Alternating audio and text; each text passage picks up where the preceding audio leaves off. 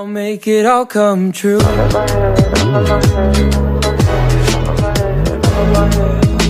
you want to change the world, start off by making your bed. If you make your bed every morning, you will have accomplished the first task of the day.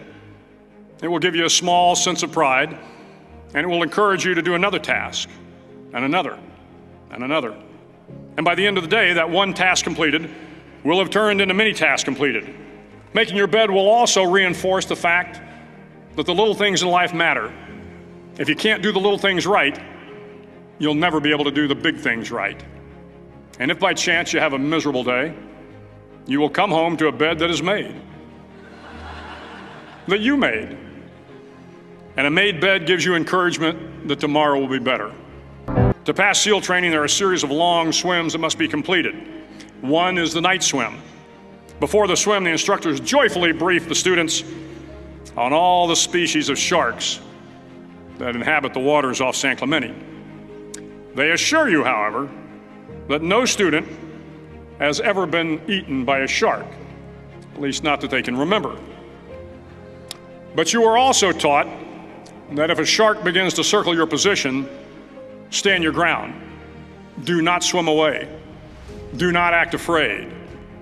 And if the shark, hungry for a midnight snack, darts towards you, then summons up all your strength and punch him in the snout, and he will turn and swim away. There are a lot of sharks in the world. If you hope to complete the swim, you will have to deal with them. So if you want to change the world, don't back down from the sharks.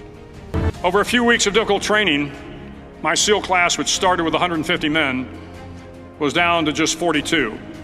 There were now 6 boat crews of 7 men each. I was in the boat with the tall guys, but the best boat crew we had was made up of the little guys, the Munchkin crew, we called them. No one was over 5'5". The Munchkin boat crew had 1 American Indian, 1 African American, 1 Polish American, 1 Greek American, 1 Italian American, and 2 tough kids from the Midwest. They out-paddled, outran, and outswam all the other boat crews.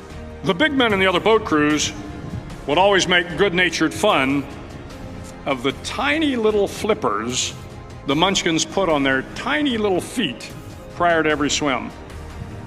But somehow these little guys from every corner of the nation and the world always had the last laugh, swimming faster than everyone and reaching the shore long before the rest of us. SEAL training was a great equalizer.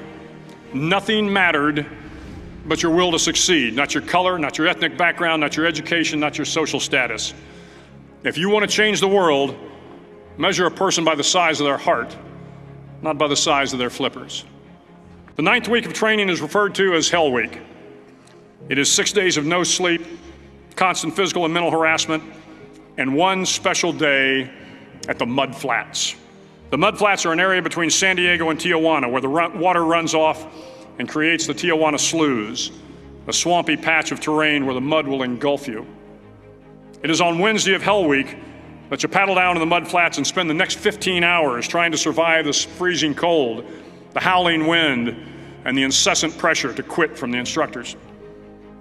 As the sun began to set that Wednesday evening, my training class, having committed some egregious infraction of the rules, was ordered into the mud.